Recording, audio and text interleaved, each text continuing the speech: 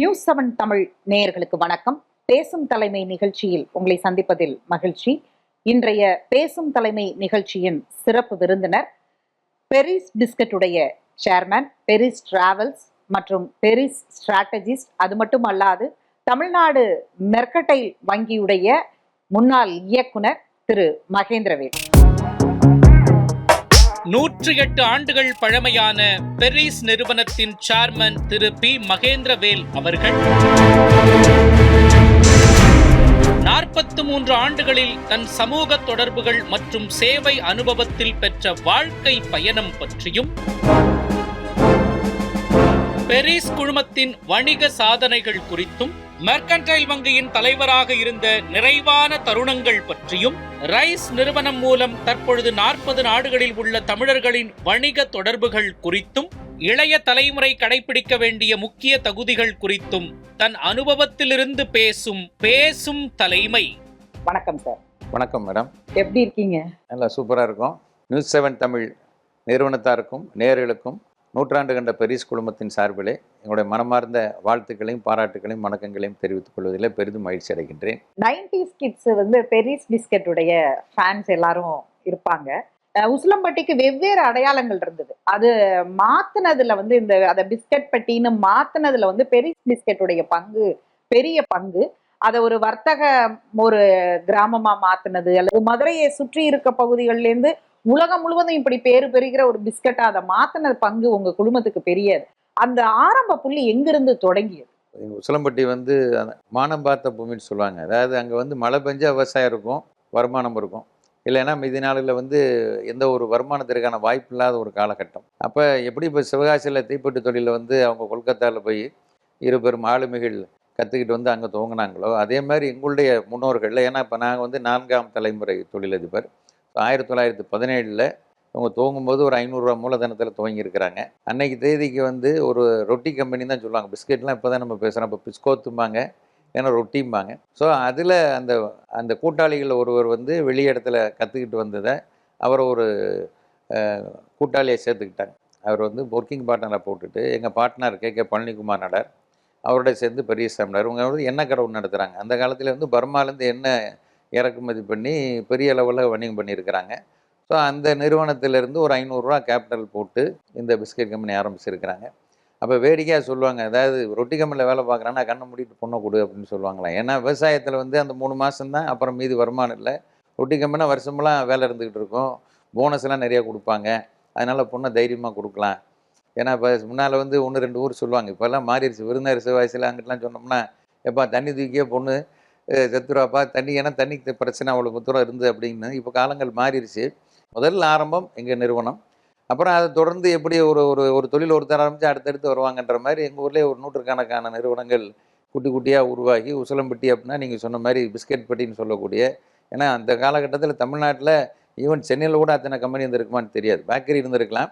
Biscuit company அப்படின்னு எடுத்து பல ஊர்களுக்கு அனுப்பக்கூடிய ஒரு ஸ்டைல் உசிலம்பட்டியில் தான் இருந்திருக்கு.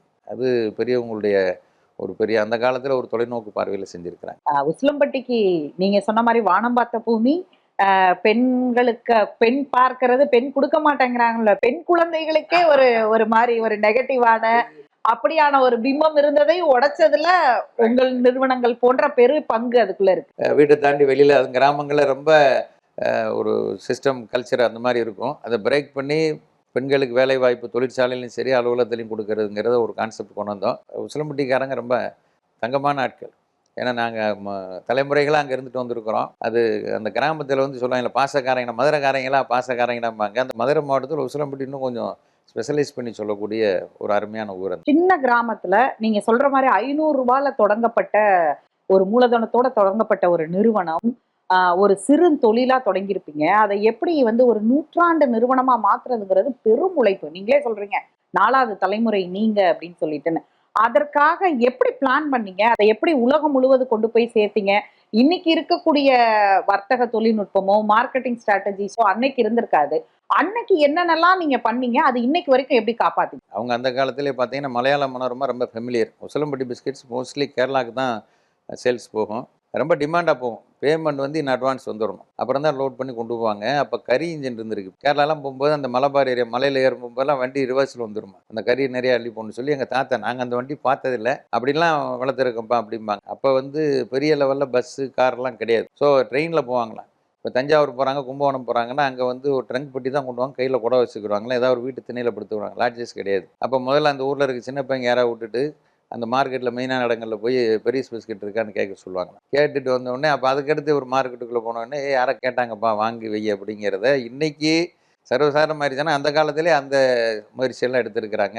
எனாமல் போர்ட்ஸ், ஏன்னா இப்போ மாதிரி டிவி கிடையாது, ரேடியோ லிமிட்டடாக இருந்திருக்கு. அப்போ ஆல் இண்டியா ரேடியோலாம் அனௌன்ஸ் பண்ணியிருக்காங்க, பெரிஸ் பிஸ்கெட்டில் 6 months போனஸ் கொடுத்துருக்குறாங்க. தொழிலாளர் நல பகுதியில் சுலம்பட்டி பெரிஸ் பிஸ்கெட்ஸில் வந்து 6 மாத போனஸு அவங்களுடைய வேலையாளர்களுக்கு கொடுத்துருக்காங்கன்னு சொல்லி அது மாதிரி நிறைய சாதனைகள் பண்ணியிருக்கிறாங்க. தந்தி பேப்பரில் அப்போ வந்து நாகசாகி கிரோசிமா குண்டு வச்சுன்னு போட்டிருக்கேன். அது கீழே பார்த்தீங்கன்னா அந்த டேட்டில் பெரிஸ் பிஸ்கெட் விளம்பரம் இருக்குது. தமிழ்நாடு மருத்துவங்க 1921 ஆரம்பிக்கிறாங்க. அப்போ ஷேர்களை விற்கிறதுக்காக அதில் அட்வர்டைஸ்மெண்ட் கொடுக்குறாங்க. 5 ரூபா முதல் முன்பணமாக செலுத்துங்க அடுத்துன்னு. அது கீழே பார்த்தா பெரிஸ் பிஸ்கெட் விளம்பரம்.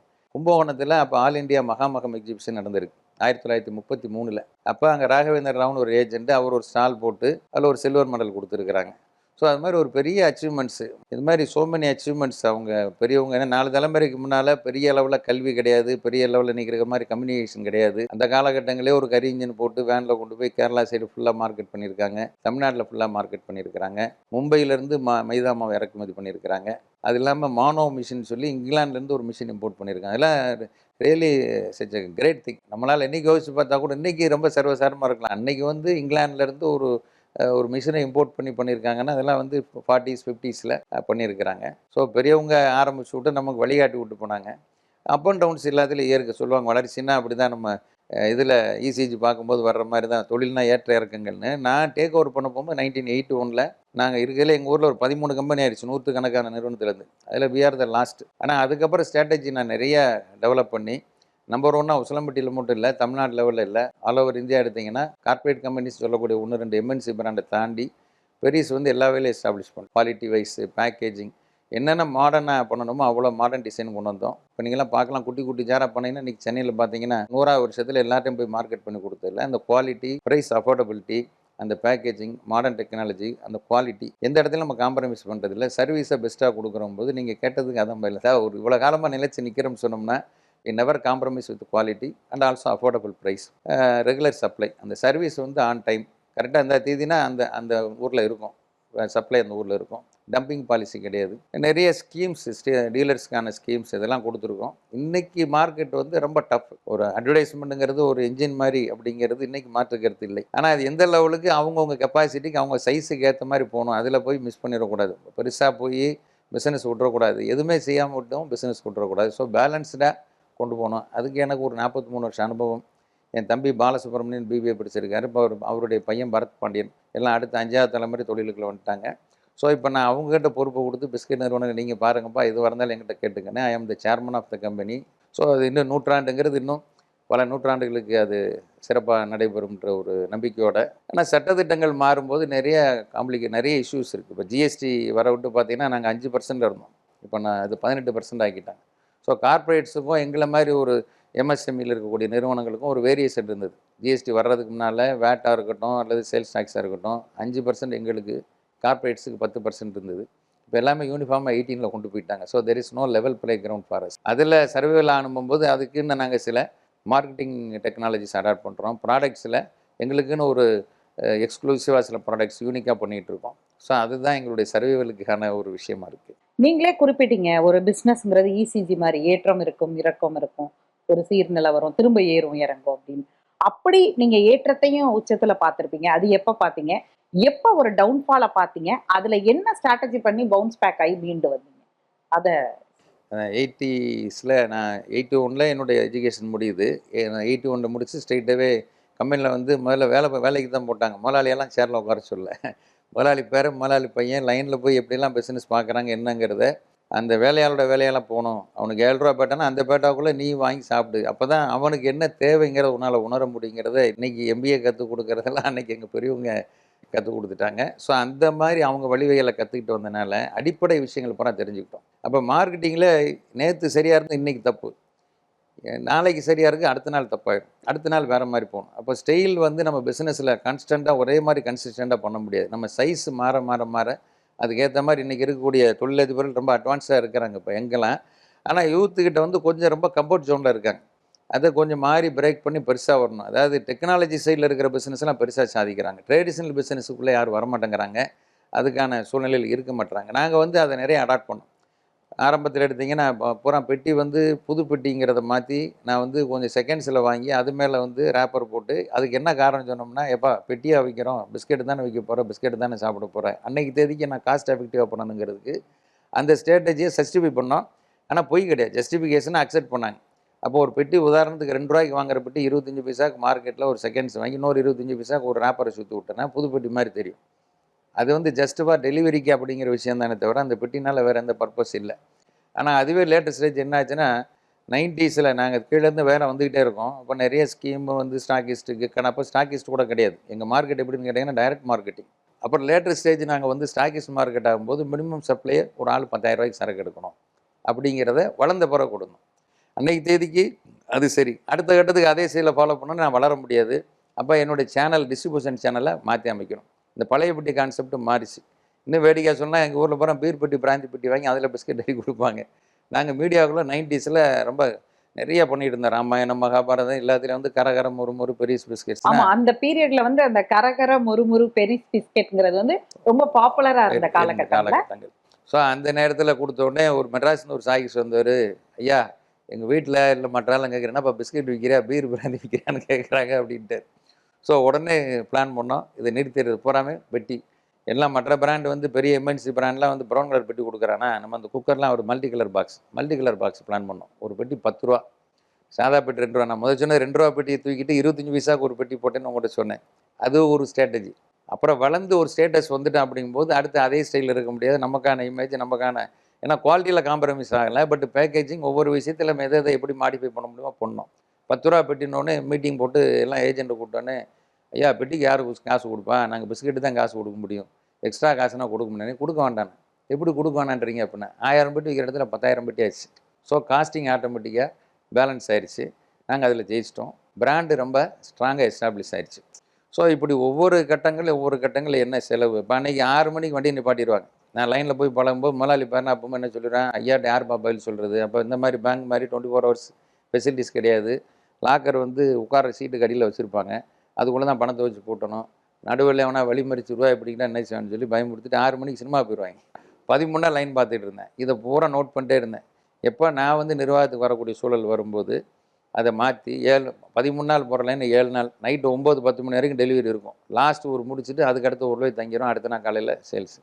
அந்த 6 நாள் சேவிங்ஸை வந்து வேலை பார்க்கணும். இப்போ 4 நாள் காசு நீ வச்சுக்கோ, 2 நாள் காசு கம்பெனிக்கு மிச்சம் ஆகட்டும். ஸோ எல்லாருக்கும் பெனிஃபிட் ஆயிடுச்சு.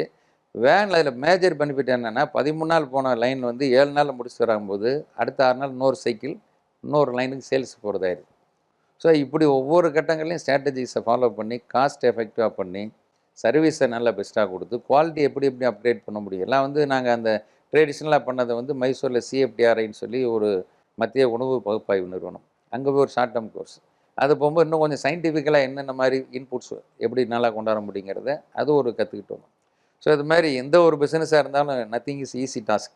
ஒவ்வொரு விஷயத்துலையும் நம்ம ஃபோக்கஸ்டாக இருக்கணும், கான்சன்ட்ரேட் பண்ணணும். அப்படிங்கிற விஷயத்தில் போனனால தான் அந்த 107 வருஷம் 108 வருஷம் நாங்கள் நிலைச்சி நிற்கிறோம் அப்படின்னு சொல்லி சொன்னோம்னா, ப்ளஸ் மக்களுடைய ஆதரவு. ஏன்னா அது முக்கியம் இல்லை, நம்ம என்ன தான் கொடுத்தாலும் அவங்க எடுத்துக்கிட்டால் தான் முடியும். ஸோ அந்த பிலாசபியும் ரொம்ப சிறப்பாக இருந்தது. இன் அடிஷன் டு தட் நாங்கள் வந்து பிராண்டாக மட்டும் எஸ்டாப்ளிஷ் ஆகாமல் சேரிட்டபுளாக நிறைய சர்வீஸ் ஆக்டிவிட்டீஸு, அது வந்து அதுவும் ஒரு மேஜர் ரீசன். சம்பாதிக்கிறோம், நம்ம தொழிலில் சாதிக்கிறோம் அப்படிங்கிறத தாண்டி நம்மளால் இந்த சொசைட்டிக்கு what we are going to give back to the society, அதில் வந்து எனக்கு ஒரு பெரிய நம்பிக்கை. நீங்கள் எப்படி இவ்வளோ காலமாக நிலச்சி நிற்கிறீங்கன்னு கேட்டீங்க இல்லையா. நான் brand, quality, service, affordable price எல்லாத்தையும் தாண்டி தர்மம் தலை காக்கும்ன்றாங்க. ஸோ அந்த வகையில் வந்து நிறைய சோசியல் ஆக்டிவிட்டீஸ் நிறைய பண்ணிகிட்டு இருக்கிறோம். பெரிய பெரிய பிராண்ட்ஸ் எல்லாம் உள்ள வந்தாங்க. நீங்க வந்ததுக்கு அப்புறம் வந்திருந்தாலும் கூட அதுக்குன்னு ஒரு மார்க்கெட்டு, அந்த மாதிரி ஒரு பெரிய ஜெயிண்டா அவங்க வரும் பொழுது ஒரு கார்பரேட்டோட உள்ள நுழையும் போது MSMEலேருந்து தொடங்கின உங்க நிறுவனத்தை எப்படி காம்படிட்டிவ்க்கு அதுக்கு கொண்டு போய் சேர்த்தீங்க? உன்னைக்கும் பெருசு இருக்கு அப்படிங்கிறதும், அந்த நிறுவனங்களுக்கு போட்டி போடுறதுக்கு நீங்க என்ன ஸ்ட்ராட்டஜி பண்ணீங்க? அந்த காம்படிட்டிவா எப்படி ஃபேஸ் பண்ணீங்க? இல்லை, நான் ஸ்டாக்கிஸ்ட்டுக்கு நிறைய ஸ்கீம்ஸ் ஆஃபர் பண்ணோம். ஸ்டாக்கிஸ்ட்டுக்கு வந்து நிறைய ஸ்கீம் இவ்வளோ எடுத்தீங்கன்னா உங்களுக்கு இந்த மாதிரி பெனிஃபிட் தரோம், ஒரு டூர் அரேஞ்ச் பண்ணி தரோம், இல்லை அவங்களுக்கு ஒரு கோல்டு காயின் தர்றோம். எங்கள் 75th இயர் பார்த்தீங்கன்னா உசிலம்பட்டில் ரொம்ப சிறப்பாக கொண்டாடினோம் பவள விழா. 80 ஆண்டு விழா வந்து மதுரையில் கிட்டத்தட்ட வி ஸ்பெண்ட் அபவுட் 15 lakhs அந்த ஒரு நாளில் மட்டும். அது நிறைய ஸ்கீமாக டிக்ளேர் பண்ணியிருந்தோம். ஒரு நாள்னா அந்த 1 year ஸ்கீம் போட்டு அதில் கொடுத்தோம். அப்போ நடிகை ஷாலினி வந்து காதலுக்கு மரியாதை படம் வெள்ளி விழா கொண்டாடுற நேரம் அவங்கள வந்து ஒரு செலிபிரிட்டியாக கூட்டு வந்து மதுரையில் கூட்டு வந்து ராஜாமுத்தியா மண்டலத்தில் கிராண்டாக ஒரு 1 day ப்ரோக்ராம். அப்போ மக்கள் சக்தி இயக்கம் டாக்டர் MS உதயமூர்த்தி, இதயமுத்து இவங்களெல்லாம் வச்சு ஒரு ப்ரோக்ராம். அதாவது எப்படி மார்க்கெட்டை வந்து நம்ம ஸ்ட்ராங்காக எஸ்டாப்ளிஷ் பண்ணுறதுங்கிறதுக்கு இந்த மாதிரி விஷயங்கள்லாம் வேண்டியிருக்கு. அப்பார்ட் ஃப்ரம் அட்வர்டைஸ்மெண்ட்டு இந்த மாதிரி ப்ரொமோஷனல் ஆக்டிவிட்டீஸு அந்த மாதிரியான காரியங்கள். அப்போ அதெல்லாம் வந்து நமக்கு ஒரு பெரிய ஹைப்பு கொடுக்கக்கூடிய ஒரு விஷயமா போயிடுது. ஸோ இது மாதிரி அது போக ப்ராடக்ட் சைடில் வந்து நம்ம என்றைக்கு நம்ம வந்து ஃபாலோயராக இருந்தோம்னா பின்னாலே தான் போவோம். வி ஷுட் பி எ பயனியர். அந்த பயனியருங்கிற 100ஆண்டு விழாவில் நாங்கள் இப்போ ஒரு மினி ஜார் ஒன்று போட்டிருக்கோம். எடுத்து காமிச்சிடலாங்க. அந்த மினி ஜார் வந்து ஒரு பெரிய மார்க்கெட்டபிலிட்டி ஆச்சு. என் ஒரு நண்பர் தான் சொன்னார், என்னையா உன் பிஸ்கெட்டு இவ்வளோ பெரிய ஜாரில் வச்சுருக்கு, சீனி பிஸ்கெட் கொடு, தேங்காய் பிஸ்கெட் கொடுங்குறேன், பிராண்ட் எங்கேயா போகிறது, இவ்வளோ குவாலிட்டியாக பண்ணுற MNC கூட இந்த லெவல் டேஸ்ட்டில் இல்லை அப்படின்னாரு. என்ன செய்யணுன்னு, இந்த மாதிரி நீ குட்டி ஜாரில் போடு. ஏன்னா இப்போ நிறையா மினி ஜார்கள் நிறையா வர ஆரம்பிச்சிருச்சு. இந்த பெட் ஜார்ஸ் வந்து ஒரு 8 வருஷம் 10 வருஷத்துக்கு மேலே இந்த அளவுக்கு அவேர்னஸ் கிடையாது.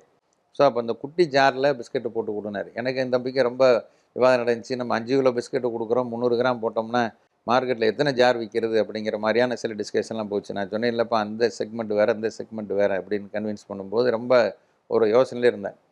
அதை வந்து அப்புறம் பிரேக் பண்ணி அந்த நண்பர் அவங்க பேக்கரியில் முதல்ல வச்சு கொடுக்குறேன்னாரு. பெரிய சேலாக காமிச்சார். அப்போ இந்த ஜார் வந்து இன்றைக்கி எங்களுக்கு மார்க்கெட்டில் ஒரு பெரிய ஸ்கோப்பு, ஒரு பெரிய ஸ்டேக். இன்றைக்கி சென்னையில் இருக்கக்கூடிய அவ்வளோ டிபார்ட்மெண்ட் ஸ்டோர், அவ்வளோ மால்ஸில் இருக்கிறோம்னு சொல்லி சொன்னோம்னா அந்த ப்ராடக்ட். ஸோ அந்த இன்னோவேஷன் அப்படிங்கிறது ரொம்ப இம்பார்ட்டண்ட்டாக இருக்குது. பேப்பரில் கவரில் வாங்கி சாப்பிட்டா கீழே போட்டு போயிடும். பட் இந்த ஜார் என்ன செய்கிறாங்க, திரும்ப எடுத்து ரீயூஸுக்கு வந்துடுது. அந்த ஜாரில் சீனி போட்டு வைக்கிறாங்க, பருப்பு போட்டு வைக்கிறாங்க, வீட்டில் தேவையான கிச்சனுக்கு அந்த காலத்தில் அஞ்சரைப்பட்டிம்பாங்க, அந்த அஞ்சரைப்பட்டி இடத்த ரீப்ளேஸ் பண்ணுற மாதிரி பெருசு ஜார் போய் நிற்குது.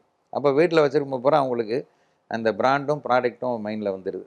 ஸோ இப்படி ஒவ்வொரு விஷயத்துல எங்கெங்க நுழைய அவங்க முடியும், பாக்குறப்பெல்லாம் அடுத்த தடவை மறக்காம திரும்பி போய் பிஸ்கெட் வாங்குற ஒரு ஸ்ட்ராட்டஜி அதுக்குள்ள இருக்கு இல்லையா? அப்படி ஒவ்வொரு விஷயங்களையும் நம்ம இப்படி மைனூட்டாக போனோம்னு சொல்லி சொன்னோம்னா யாராக இருந்தாலும் நம்ம ஐயோ சின்னால தான் நம்ம எதில் வீக்காக இருக்குன்னு பார்க்கக்கூடாது, எங்கே நமக்கு ஸ்ட்ரென்த் இருக்குது அதை ஃபோக்கஸ் பண்ணி அதில் போனோம்னா நம்ம அதை இப்போ வந்து யூஎஸ்பின்னு சொல்கிறாங்க, யூனிக் செல்லிங் பாயிண்ட். அது மாதிரி ஒவ்வொரு விஷயங்கள் இன்றைக்கி வந்து கண்டுபிடிச்சிட்டே வராங்க. அந்த காலத்தில் இதை வந்து பேர் தான் இப்போ வந்து புதுசாக வந்துருக்குள்ளே இது புறமே செயல்பாடுகள் இருந்த விஷயம். அதை கொஞ்சம் பாலிஷ் போட்டு கொண்டாந்து அதுக்கு ஒரு கன்சல்டன்சி ஒரு இதெல்லாம் வந்துருச்சு. நாங்கள் இயற்கையாக 4வது தலைமுறை 107 வருஷம் போது இந்த விஷயங்களை பூரா செஞ்சுட்டு வரோம். இதை வந்து I want to convey to the society. இன்றைக்கி இருக்கிற யூத்து இதெல்லாம் பாருங்கப்பா, நாங்கள் அப்படிலாம் இருந்த காலத்தில் அவ்வளோ ஜெயிச்சு வர முடியுதுன்னா உங்களுக்கு இன்றைக்கி இருக்கக்கூடிய பாசிபிலிட்டி சோர்ஸ் இன்றைக்கி சோசியல் மீடியா ஒரு பிராண்டை வந்து ஈஸியாக எஸ்டாப்ளிஷ் பண்ண முடியும். அன்றைக்கி மாதிரி கஷ்டப்படுறதுக்கான விஷயம் இல்லை. சோசியல் மீடியா அப்படிங்கக்குள்ள எங்கேயோ கொண்டு போய் விட்டுருது. அது குறைஞ்ச விஷயம் இல்லை. தொழில் வேலை பார்க்குறது குறைஞ்ச விஷயம் கிடையாது. 5 விரல் மாதிரி எல்லாம் வேணும் தான். ஆனால் தொழிலுக்கு நிறைய பேர் வரணும். இப்போ விருந்தினர் உதாரணம் எடுத்திங்கன்னா ஒரு வியாபார கந்தர் அந்த காலத்தில் பூரா வியாபாரம் பண்ணாங்க. இப்போ அடுத்த ஜென்ரேஷன் பூராமே ஸ்டேட்ஸில் போய் செட்டில் ஆகிட்டாங்க, வெளியே எங்கேயா போய் எல்லாம் ஐடி ஃபீல்டுக்கு போயிட்டாங்கன்ற மாதிரி வந்துடுது.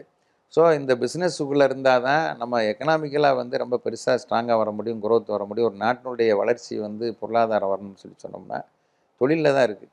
ஸோ இளைஞர்களுக்கு என்னுடைய அழைப்பு வந்து please come back to the business.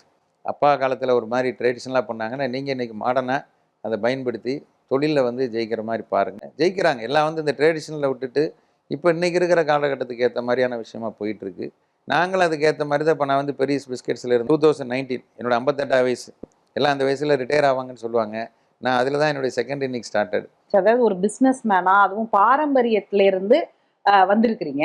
அப்படி இருக்கும் பொழுது இவ்வளவு அதுவும் நீங்களே போய் கிரவுண்ட் லெவலில் கற்றுக்கிட்டு ஒரு லெவலுக்கு வந்து அதில் மார்க்கெட்டிங் ஸ்ட்ராட்டஜி சக்ஸஸ் காமிச்சிருக்கிறீங்க. நீங்கள் அப்படி காமிக்கிற நேரத்தில் எப்படி நீங்கள் வந்து தமிழ்நாடு மெர்கன்டைல் வங்கி இயக்குனர், இது டோட்டலி வேற டிரான்சிஷன், அதுக்குள்ளே எப்படி போனீங்க நீங்கள்?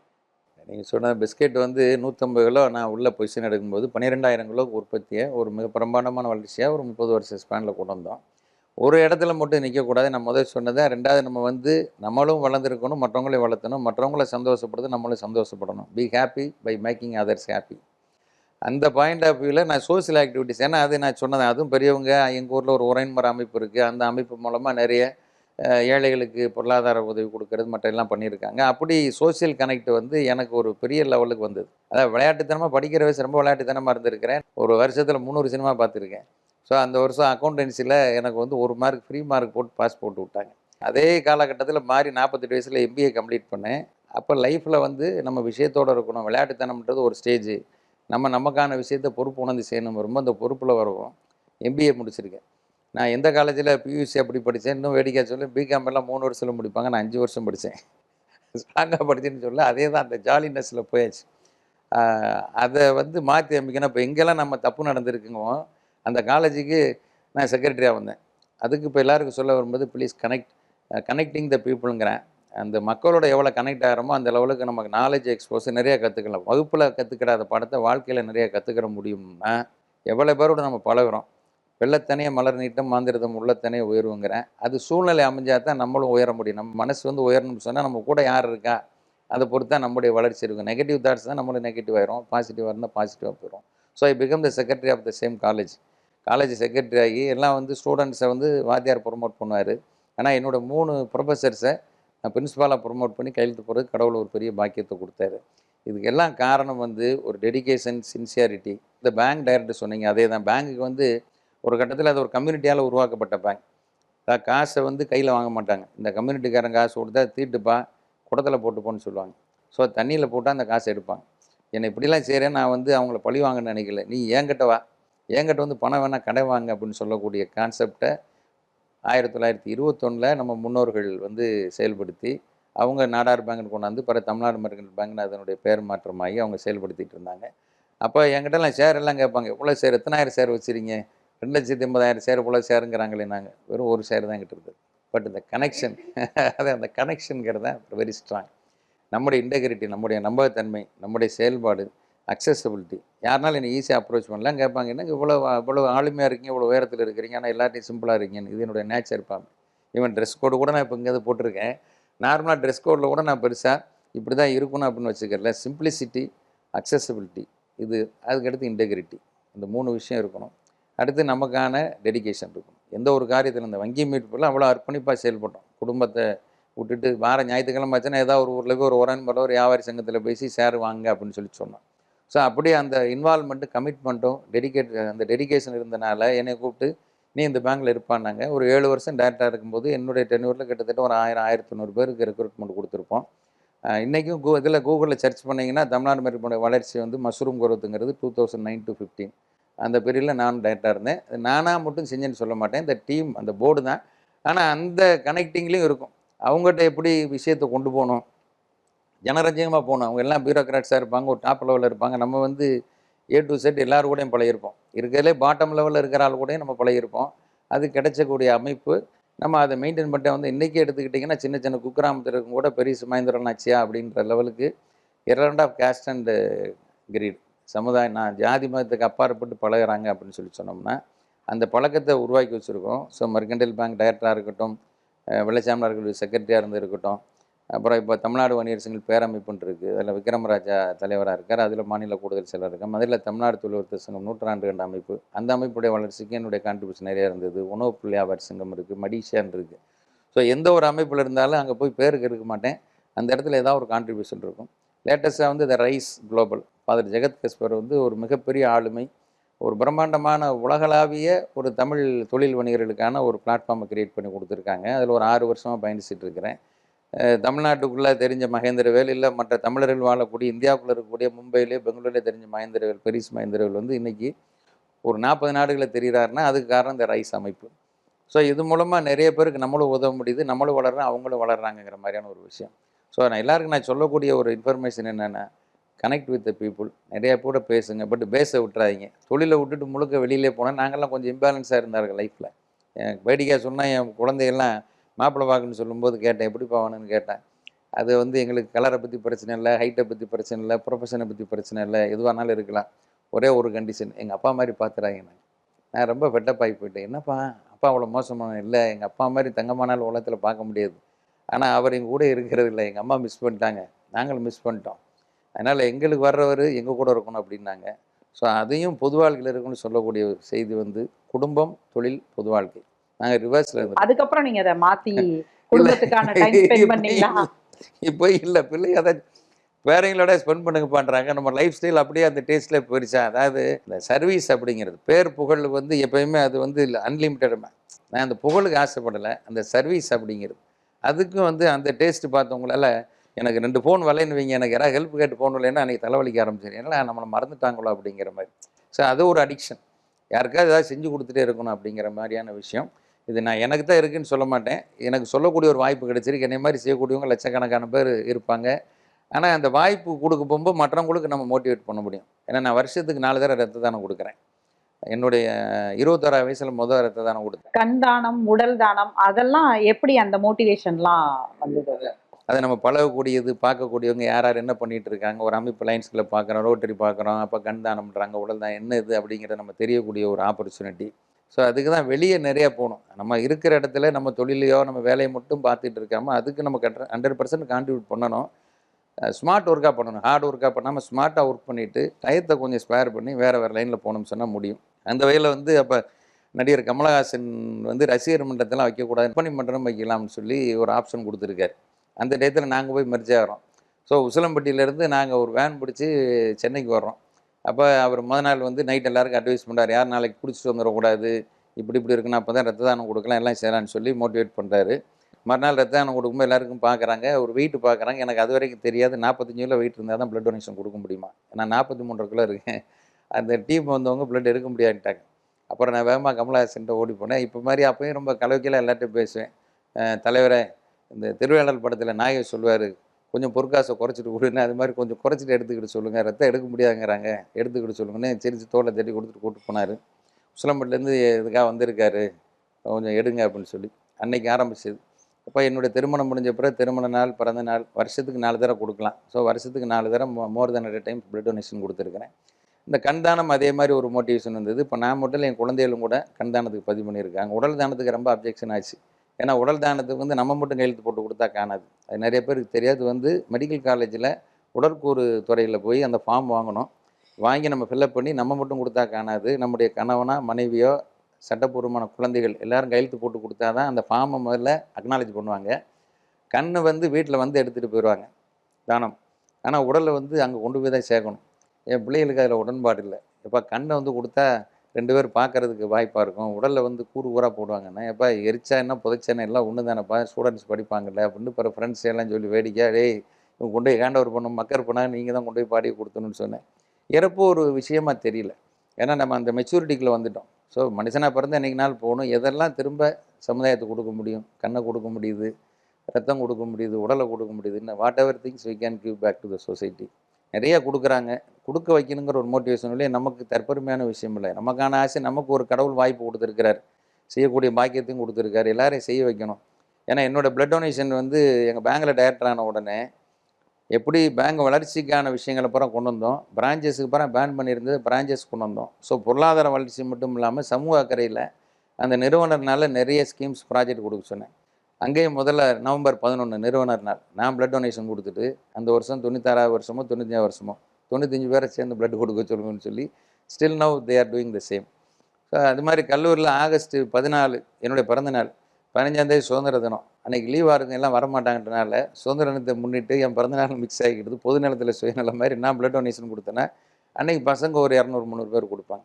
ஸோ நம்ம சொசைட்டிக்கு செய்கிறதோட மற்றவங்களையும் செய்ய வைக்கிறது அப்படிங்கிறது இன்னும் ஒரு சிறந்த பண்பாக நான் நினைக்கிறேன்.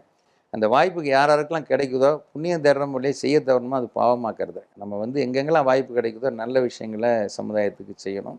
ஸோ தொழில் ரீதியாக இருக்கட்டும், சமூக அக்கறை அப்படின்னு தான் நீங்கள் சொன்ன மாதிரி வங்கி, விளையாட்டுத்துறை, முதல்ல ஸ்போர்ட்ஸ் அட்வைசரி கமிட்டியில் ஓவைபி அவார்டுன்னு சொல்லி அவுட்ஸ்டாண்டிங் யங் பர்சன் 96 எனக்கு ஒரு அவார்டு கொடுத்தாங்க ஜேசிஎஸ்லேருந்து.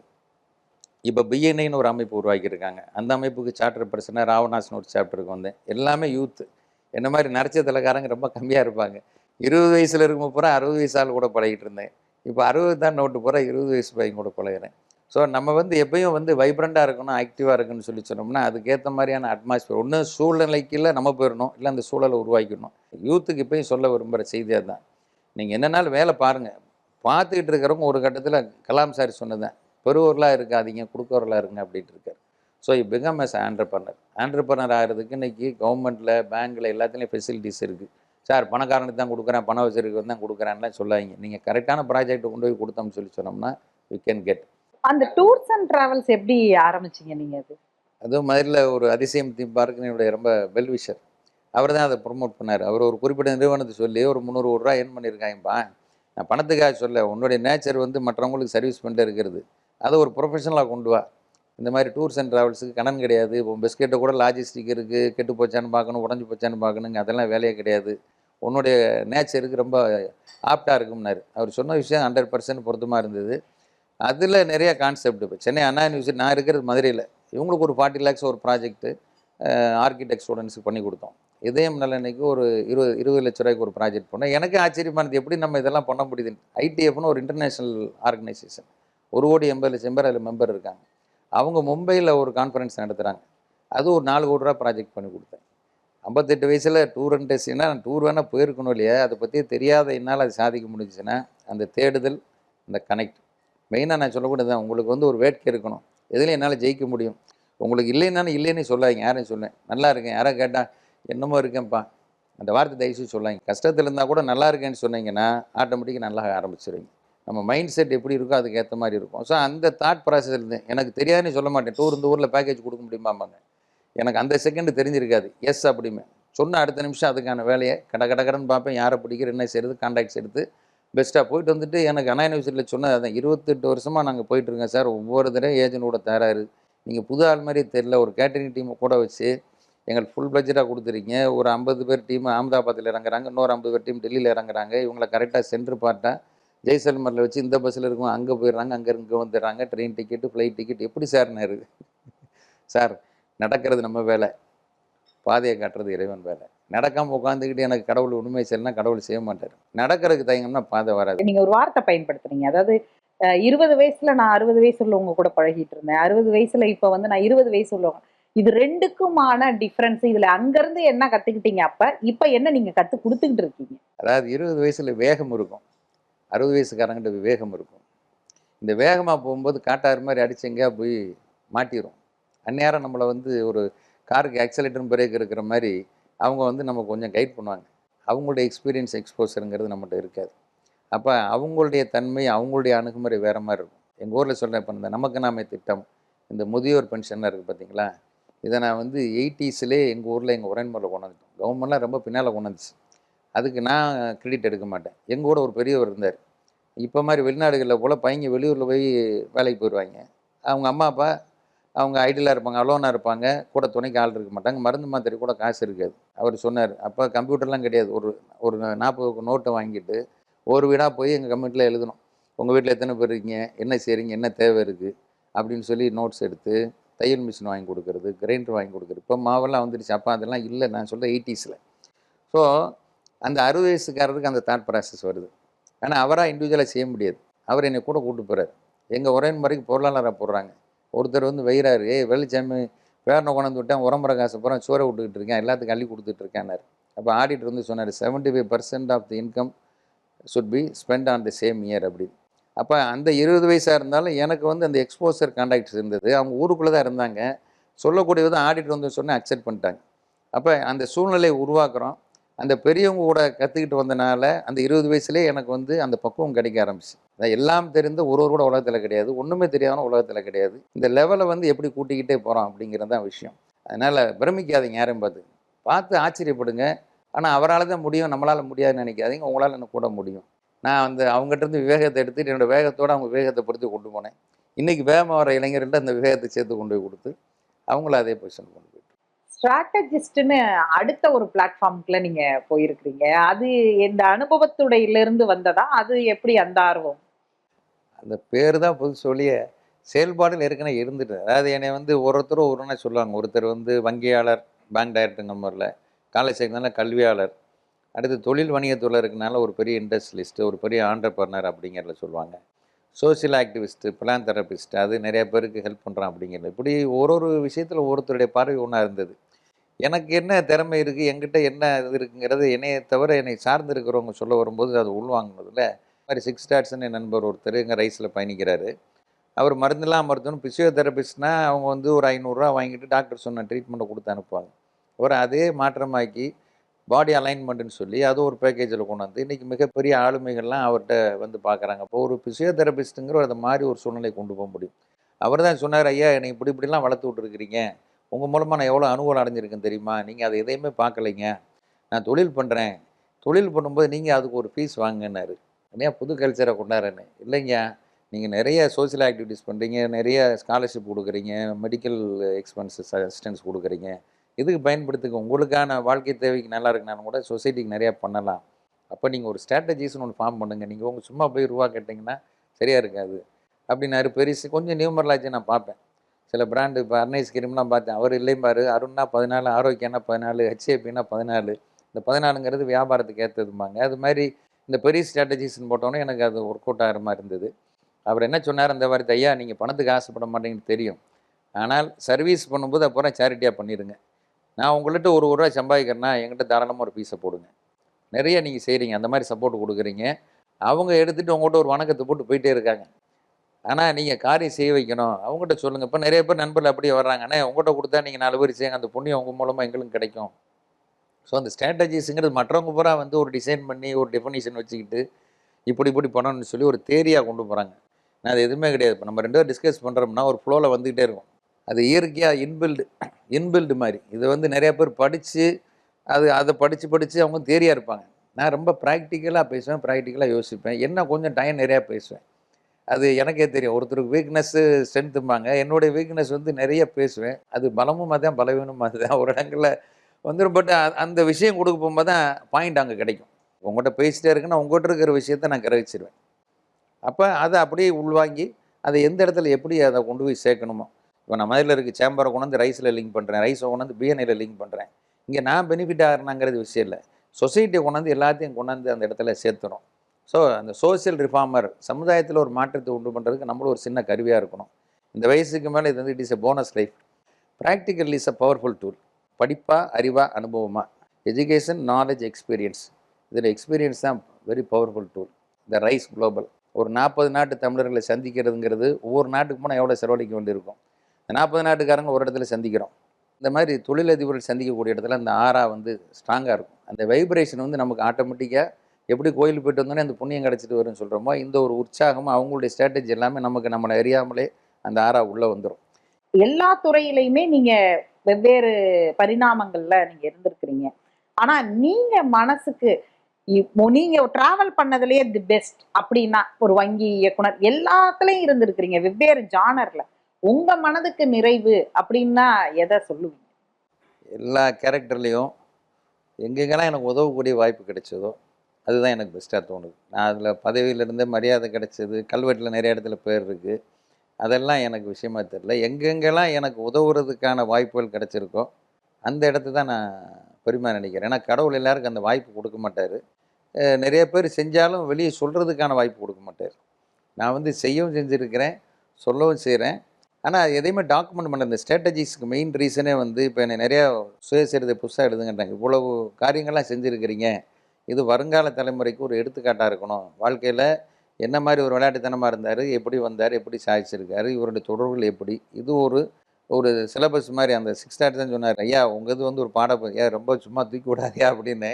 ஆனால் யோசித்து பார்த்தா நம்ம கடந்து வந்த பாதையை பார்த்தோம்னா நம்ம இவ்வளவு பேருக்கு ஒரு ஒரு வாழ்க்கை தரத்தை மேம்படுத்துறதுக்கு ஒரு வேலைவாய்ப்பாக இருக்கட்டும், கல்வி, உயர்கல்வியாக இருக்கட்டும், ஒரு வைத்தியமாக இருக்கட்டும், ஒவ்வொரு காரியங்களும் செய்ய முடிஞ்சிருக்கு. அப்படிங்கிறத திரும்பி பார்க்கும்போது தான் இவ்வளோலாம் செஞ்சுருக்கோம். சரி, இதெல்லாம் மக்கள்கிட்ட சொன்னோம்னா நம்ம பெருமைக்கு வேண்டாம், பட் செய்யலாம். இவரோடு செஞ்சுருக்காரு. நான் அப்படி தான் என்னைய சொல்லுவேன் எங்கே போனாலும். என்னால் கூட முடிஞ்சிருக்குன்னா உன்னால் என்னோட கூட செய்ய முடியும்ப்பா. அந்த தலக்கணமாக இருக்கக்கூடாது. நான் செஞ்சுட்டேன்னு தலக்கணம் வந்ததுன்னா நம்ம காணாயிரும். எப்படி கஞ்சத்தனத்துக்கும் சிக்கனத்துக்கும் கொஞ்சம் தான் வித்தியாசம், ஆடம்பரத்துக்கும் ஊதாரித்தனத்துக்கும் கொஞ்சம் தான் வித்தியாசம்ன்ற மாதிரி தலைக்கணத்துக்கும் நம்ம கர்வமாக இருக்கிறதுக்கு வித்தியாசம். நம்ம வந்து யார் சொல்ல முடியும்? 100 மார்க் எடுத்தும் பெருமையாக சொல்ல முடியும், 10 மார்க் எடுத்து சொல்ல முடியாது. அப்போ யாரும் செஞ்சுருந்தா தான் சொல்ல முடியும். சொல்லுங்கள். சொல்லும்போது உங்களுக்கே ஒரு உற்சாகம் கிடைக்கும். இங்கே நிறைய சொல்கிறாங்க, இப்போ ரீசெண்டாக சொல்ல ஆரம்பிங்க, லவ் யுவர் செல்ஃப். முதல்ல உன்னையே நேசி. உலகம் ஒன்று நேசிக்கணும், உன்னையே நீ நேசிச்சா தான் நீ சாதிக்க முடியும். நான் சொல்கிறது நேசிக்கிறத தாண்டி உற்சாகமாக இருங்க. எப்போயுமே உங்களை உற்சாகப்படுத்துவீங்க. எனக்கு 64ங்கிறது சொன்னால் தான் தெரியும். எனக்கு இந்த 65 வயசோட ரத்த தானம் கொடுக்க முடியாதுங்கிறது எனக்கு ஒரு பெரிய சோகமான விஷயமா இருக்குது. இன்னொரு 5 வருஷத்துக்கு எக்ஸ்டெண்ட் பண்ண மாட்டாங்கன்னு கேட்டால் இல்லைங்க, எல்லாம் வந்து அந்த செல்ஸோடைய அந்த இம்யூனிட்டிலாம் குறைஞ்சிடும் அப்படிங்கிறாங்க. ஸோ கொடுத்துட்டே இருக்கணும். எப்பப்பெல்லாம் என்னெல்லாம் கொடுக்க முடியுது. ஜிஹெச் போனோன்னு கேட்டுருவாங்க, சார் 3 மாதம் முடிஞ்சிருச்சா அப்படின்னு கேட்டுறான். அந்த அந்த டேட்டுக்கு போய் நம்ம கரெக்டாக கொடுத்துறோம் அப்படிங்கிறதுல.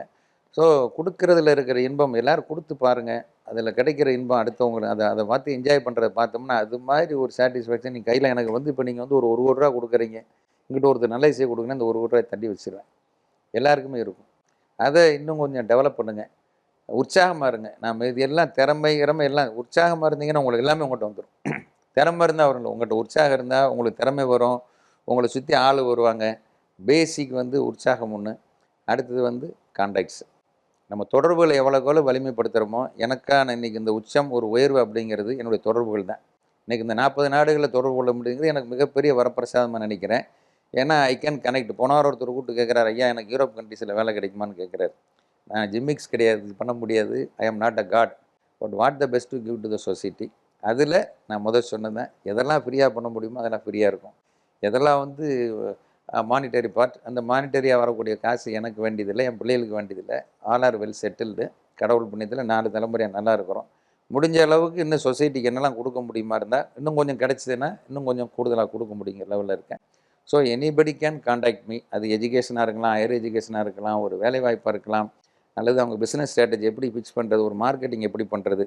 இதை வந்து ஒரு ப்ரொஃபஷனலாக இருக்கிறவரோட என்னால் கூடுதலாக சொல்ல முடியுங்கிற கான்ஃபிடன்ஸு காரணம் என்னுடைய இந்த எக்ஸ்பீரியன்ஸ் அண்ட் எக்ஸ்போசர். இது ஒவ்வொருத்தர்கிட்ட இருக்குது. அது இருக்கிறவங்களாம் please give back to the society. என்னுடைய ஒரு மெசேஜாக நான் கொடுக்க விரும்புகிறது, நான் பெரிய அறிவாளி கிடையாது, பெரிய படிப்பாளி கிடையாது, ரொம்ப திறமைசாலி கிடையாது. அதனால் ஒரு இரக்கமுள்ள ஒரு மற்றவங்களுக்கு செய்யணும்னு நினைக்கக்கூடிய ஒரு சாதாரண மனிதனாக தான் என்னை நான் நினைக்கிறேனோடைய, நான் ரொம்ப ஒரு தலைவனாக என்னை எப்போயுமே நினச்சிக்கிட்டதில்லை. நிறைய சொல்லுவாங்க அந்த பக்குவம் எனக்கு இருக்குதுன்னு சொல்லுவாங்க. ரொம்ப மகிழ்ச்சி. அது உங்கள் லெவலில் என்னை எப்படி நினச்சிக்கங்க. நான் ஒரு மகேந்திராவலாக இருக்கிறது தான் நான் எப்போயும் விரும்புகிறேன். அதனால் ட்ரெஸ் கோடு கூட இப்படி இந்த இடத்துக்கு போட்டு வரணுடைய, நான் சைக்கிளையும் போவேன். இப்போ இன்றைக்கி நேற்று நைட்டு பஸ்ஸில் வந்தேன், நாளைக்கு ஃப்ளைட்டில் போகிறேன். அங்கே போய் டெல்லியில் போய் விவாண்டா தாஜில் தான் தங்குறேன். அதே இருக்கையில் லீஸ்ட் ஹோட்டல்லையும் தங்குவேன். சென்னைக்கு வந்து நான் என் பாட்டுக்கு ரேப்பிட்டோ 2 வீலரில் ஏறி பின்னால் உட்காந்து போயிடுவேன். ஸோ அந்த சிம்பிளிசிட்டி பெரியவங்க கற்றுக் கொடுத்த வந்து தேவையாக இருந்தால் லட்சக்கணக்கில் செலவழி, தேவையில்லாமல் 1 ரூபா கூட செலவழிக்கூடாது. ஆத்திரப்பட்டாலும் அளந்து போகணுங்கிற கல்ச்சர். ஸோ பண விஷயத்தை எங்கெங்கெல்லாம் சிக்கனமாக இருக்கணுமோ அந்த சிக்கனம். அப்பாவும் தாத்தாவும் 2 ஆளுமைகள். அவர் வந்து காசு எவ்வளோ தேவையோ அவ்வளோ மட்டும் கொண்டு போன்றது எங்களுடைய அயப்பாவுடைய கான்செப்ட். அப்பா வந்து 10 ரூபா தேவைன்னா 100 ரூபா கொண்டு போ, ஆனால் 90 ரூபாய் மிச்சம் கொண்டு வரணும், உன்னை வந்து அந்த பக்குவத்துக்கு கொண்டு வா அப்படிம்பாங்க. ஸோ 2 பேருடைய விஷயம் கரெக்ட். இது மாதிரி நிறைய அந்த கற்றுக்கிட்ட பார்த்தீங்களா, இந்த ஸ்ட்ராட்டஜி பூரா அங்கே அப்ளை ஆகுது. ஸோ சொசைட்டியில் யார் என்ன கேட்டாலுமே சேரிட்டியாக வந்தாங்கன்னா அது சேரிட்டியாக கொடுப்போம், கமர்ஷியலாக வந்தால் கமர்ஷியலாக கொடுப்போம். What the best to give to the society. எல்லோரும் கொடுக்குறாங்க, நான் பெருமையாக பேசிக்கிறதுக்கும் நான் தான் செய்கிறேன்னு சொல்கிறதுக்கு வரல. நானும் செய்கிறேன், எல்லோரும் செய்யுங்க, செய்கிறத இன்னும் அதிகமாக செய்யுங்க. நீங்கள் இதுக்கு முன்னாடி ஒரு வார்த்தை சொன்னீங்க, ஆரம்பத்தில் சொன்னீங்க, அதாவது இன்னைக்கு இளைஞர்கள்கிட்ட ஒரு சின்ன தயக்கம் இருக்குது பிஸ்னஸ்க்கு வர்றது, வேலைக்கு போகிறாங்க அப்படின்னு சொன்னீங்க. உங்களுடைய ஒரு 100 ஆண்டு கண்ட நிறுவனத்துடைய பிஸ்னஸ் ஸ்ட்ராட்டஜிஸ்ட் எல்லாமே இருந்தாலும் எந்த புள்ளியில் நம் இளைஞர்கள்ட்ட அந்த தயக்கம் இருக்குது, அதை உடைக்கிறதுக்கு நம்ம என்ன பண்ணணும்? அதான் ரிஸ்க் டேக்கிங் அப்படிங்கிறது இன்றைக்கி இருக்கிற இளைஞர்கள் மட்டும் இல்லை, பெற்றோர்கள் ரொம்ப யோசிக்கிறாங்க. ஒரு கடை வச்சுருக்கிறவரை என் மகனுக்கு இது வேண்டாம், அம்மா என்ன சொல்கிறாங்க, என் மகனுக்கு பொண்ணு கேட்டேன்னா ஒரு ஐடியில் ஒர்க் பண்ணுறாங்கன்னா வேமா பொண்ணை கொடுத்துட்றாங்க, கடை வச்சுருக்காங்கன்னா கொடுக்க மாட்டாங்க, ஏன்னா அவன் கடையை போட்டு வர முடியலன்றாங்க. பட் ஐடியில் வேலை பார்க்கறது என்ன ஸ்ட்ரெஸ் இருக்குன்னு தெரியும். இன்றைக்கி நிறைய வந்து இந்த தப்பு சொல்ல மாட்டேன், என் மரமும் கூட ஒருத்தர் ஐடியில் இருக்கார், இன்னொருத்தர் பேங்க்கில் இருக்கார், ஒருத்தர் பிஸ்னஸ் பண்ணுறாரு. Whatever it may be there. But அவங்களாம் they should come back to the business. ஒரு ஆண்டர்ப்ரனராக வர்றதுங்கிற விஷயத்தை வந்து இன்றைக்கி ஏன் அடுத்த தலைமுறையில் வரலைன்னு சொன்னால், அன்றைக்கி 10 பிள்ளை இருந்தாங்க, எல்லாம் ஒன்று மேனேஜ் பண்ணாங்க. இன்றைக்கி வீட்டுக்கு ஒரு பிள்ளைன்னு ஆயிடுச்சு. அவங்க எந்த விஷயத்துலையும் பிள்ளையை விட்டு கொடுக்க ரெடியாகலாம், அவங்களுக்கு ஃபெயிலியர் வந்துடக்கூடாது, அவங்களுக்கு ஒரு கஷ்டம் வந்துடக்கூடாதுன்னு சொல்லி அதை அப்படியே அவங்கள வந்து ரெக்கையை கட்டி போட்டுறாங்க. வெளியே ஃப்ரீயாக விட்டால் தான் பறந்து வானத்துக்கு உயரத்துக்கு போகும், பறந்தால் தான் உயரத்துக்கு போகும். இது என்ன நினைக்கிறாங்கன்னா, இல்லை பறந்தால் இங்கே கீழே விழுந்துருமோ அப்படின்ற பயத்தில் பெற்றோர்கள் இருக்கிறாங்க. அவங்க பயத்தை பார்த்து பிள்ளைகளும் பயந்து போயிடுறாங்க. ஸோ பிள்ளைகளுக்கு பெற்றோர் தைரியம் கொடுக்கணும், பெற்றோர் தைரியம் கொடுக்கணும், சண்டை போடக்கூடாது. இந்த ரெண்டையும் வந்து பிரிட்ஜ் பண்ணுறதுக்கு நான் இருக்கேன். நீங்கள் ஏதாவது உங்கள் ஒரு ஃபேமிலி பிஸ்னஸா, இல்லை வேறு உங்களுக்குள்ள ஒரு என்ன மாதிரியான இஷ்யூ இருக்குது, அதை ஹவு டு சார்ட் அவுட். அது வந்து என்னுடைய இந்த எக்ஸ்போசர் கான்டாக்ட்ஸ் இவ்வளோ பேர் பழகினதை சமுதாயத்துக்கு திருப்பி செய்யணுங்கிற ஒரு பாயிண்ட் ஆஃப் வியூவில் நான் பார்க்குறேன். நீங்கள் சொன்னது 100க்கு 100 இன்றைக்கி இருக்கக்கூடிய இளைஞர்கள்ட்ட வந்து அந்த தயக்கம், 2வது பேசுறதுக்கு ரொம்ப தயங்குறாங்க, வெளியே வர்றதுக்கு தயங்குறாங்க. அதாவது உலகம் வந்து உள்ளங்கையில் இருக்கலாம், ஆனால் நம்ம மனசும் உள்ளங்கை அளவுக்கு சொருங்கிடக்கூடாது. இப்போ பூராமே தன் குடும்பம் தான் அப்படிங்கிற கட்டத்துக்கு வந்துட்டாங்க. இதை நெகட்டிவாக சொல்ல வரல.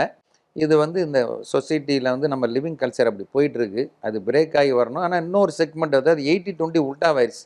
அன்றைக்கி 80% பரந்த மனப்பான்மை இருந்தாங்க, 20% இருந்து இன்றைக்கி 20% தான் பரந்த மனப்பான்மை இருக்காங்க, 80% அவங்களுக்குள்ளேன்னு வந்துட்டாங்க. அது அந்த ரேஷியோ மாதிரி எல்லாரையும் வந்து ஒரு தைரியத்தை கொடுத்து நான் மட்டும் ஜெயிச்சேன் இல்லாமல் மற்றவங்க ஜெயிக்க வைக்கிறதுக்கு எல்லாரும் மோட்டிவேட் பண்ணோம்னா கண்டிப்பாக அவங்க வருவாங்க. நம்மளை விட அதிகமாக சாதிக்கக்கூடிய இளைஞர்கள், அவங்களுக்கு திறமை இருக்குது. ஆனால் அந்த தயக்கத்தை மட்டும் உடைக்கணும். அது எப்படி உடைக்கணுங்கிறதுக்கு அவங்க வெளியே வரணும், வெளி உலகத்துக்கு வரணும், எல்லாரோடையும் பழகணும். எந்நேரம் ஃபோனில் வந்து நிறைய நல்ல விஷயம் இருக்குது, நான் மறுக்க மாட்டேன், ஃபோனே பார்க்காதீங்கன்னு சொல்ல மாட்டேன். என்ன தேவையோ அதை பார்க்கணும், அந்த அளவுக்கு பயன்படுத்திக்கிறணும். வெளியில் மக்களோட மூவ் பண்ண ஆரம்பித்தாதான், ஏன்னா இது வந்து நமக்கு என்ன இன்புட் கொடுத்தோமோ அதுதான் கொடுக்கும். இதுலேருந்து வேறு புதுசாக தெரிஞ்சுக்கிற முடியாது. ஆனால் வெளியில் மக்கள்கிட்ட பேசும்போது உங்கள்கிட்ட ஒரு ஸ்ட்ராட்டஜி இருக்குது, இன்னொருத்தர் ஒரு எக்ஸ்பீரியன்ஸ் இருக்கும், இன்னொருத்தர் ஒரு எக்ஸ்போசர் இருக்கும். அப்போ எவ்வளோ தூரம் மக்களோட கனெக்ட் பண்ணுறோமோ அவ்வளோ நாலேஜை நம்ம அக்கேர் பண்ண முடியும். அதனால் எல்லோரும் இன்றைக்கி இருக்கிற இளைஞர்கள் வந்து வெளி உலகத்துக்கு, பரந்த உலகத்துக்கு வாங்க, நிறையா பேர் கூட மிங்கிள் ஆகுங்க. சோசியல்னால் இந்த வீக்கெண்ட்ஸில் போய் பார்ட்டி கொண்டாடுறது இல்லை. சோசியலுங்கிறது சமூக அக்கறையோட நம்மளுக்கு என்ன தெரியுங்கிறத அடுத்தவங்கள்ட்டையும் நம்மளும் தெரிஞ்சுக்கிட்டு வளர்ந்தோம் சொன்னோம்னா தமிழ் சமுதாயம் ரொம்ப சிறந்த சமுதாயம், பண்பாடு மிக்க சமுதாயம். விருந்தோம்பலாக இருக்கட்டும், இல்லை வணிகமாக, அந்த காலத்தில் எடுத்தால் சோழரை சொல்கிறாங்க, உலகளாவிய லெவலில் வணிகம் பண்ணியிருக்கிறாங்க. அதனால் நான் எதுவும் நெகட்டிவாக நினச்சி பார்க்கல. சின்ன சின்ன அந்த பிரேக்ஸை வந்து அதை பிரேக் பண்ணிட்டோம்னு சொன்னோம்னா மீண்டும் ஒரு மிகப்பெரிய ஒரு ஆளுமை மிக்க சமுதாயம் இன்றைக்கி இருக்க தான் செய்யுது. ஆளுமை இல்லைன்னு சொல்ல மாட்டேன். ஆனால் அந்த இளைஞர்கள் வந்து இன்னும் பெரிய லெவலில் எழுந்து வரணும்னு சொன்னோம்னா கனெக்டிங் த பீப்புள், உற்சாகம். என்னுடைய டேக்லைனே அதான், உல்லாசம் உற்சாகம் தான் பெரிய டூர்ஸ் அண்ட் ட்ராவல்ஸில் வச்சுருக்கிறேன். அது மாதிரி happy with making others happy அப்படின்றது தான் சொல்லியிருக்கிறேன். அதனால் மற்றவர்களே மகிழ்ச்சிப்படுத்துங்க, உற்சாகமாக இருங்க, என்னெல்லாம் திருப்பி கொடுக்க முடியுமோ சமுதாயத்துக்கு கொடுங்க. என்னுடைய செய்தி வந்து 64 ஆயிடுச்சு. நான் 20 வயசில் இப்படி செய்தி கொடுக்க முடியாது. 64 ஐ திங்க் ஐ ஆம் எலிஜிபிள். அதை சொல்லக்கூடிய ஒரு தகுதி எனக்கு இருக்கிறதாக நினைத்து இறைவனுக்கு இந்த நேரத்தில் நான் நன்றியை தெரிவிக்க விரும்புகிறேன்.